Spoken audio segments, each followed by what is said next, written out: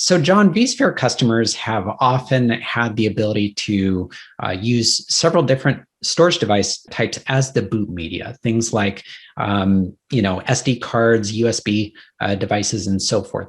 Which option should they choose for a vSAN environment?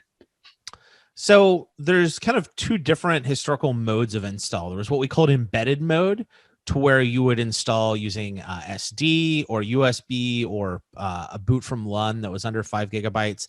And this would redirect a bunch of stuff into a RAM disk. And this has been an option for a very long time.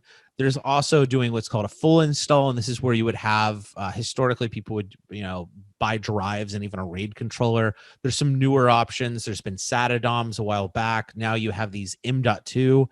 They look a bit like a gum stick. In fact, I've even got one handy here. Here's an M.2. This one's sitting on a PCIe riser card. Nice, huh? So this is actually becoming the dominant technology for a number of reasons.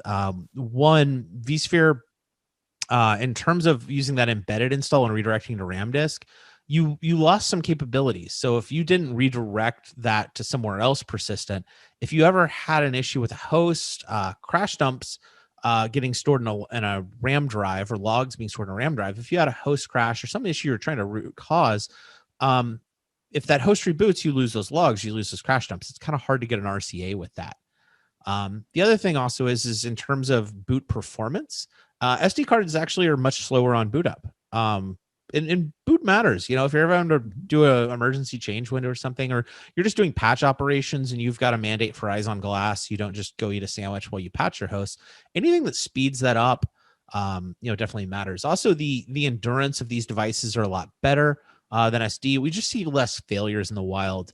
The general trend, I would say, in the year 2021 is it's time to stop buying SD cards, stop buying USB, and grow up and get kind of real boot devices. And so talk to your vendors. I've seen HP has this thing that basically puts two of these within kind of a drive sled.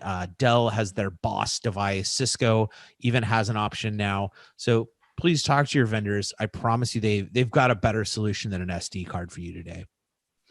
So even though it was maybe an ideal solution 7, 8, 9 years ago, that doesn't necessarily mean that it's the best fit now, given the considerations over how the architectures are and some of the demands of the boot device itself. Then I would imagine, huh? Yeah, no, there's increasingly more demand for more services out of the host hypervisor. And yeah, this is something that I think a lot of us have done just because we always did it. And I think it's time to reevaluate that decision and not just kind of blindly, hey, I did this 10 years ago, let's keep doing it. It's time to move on.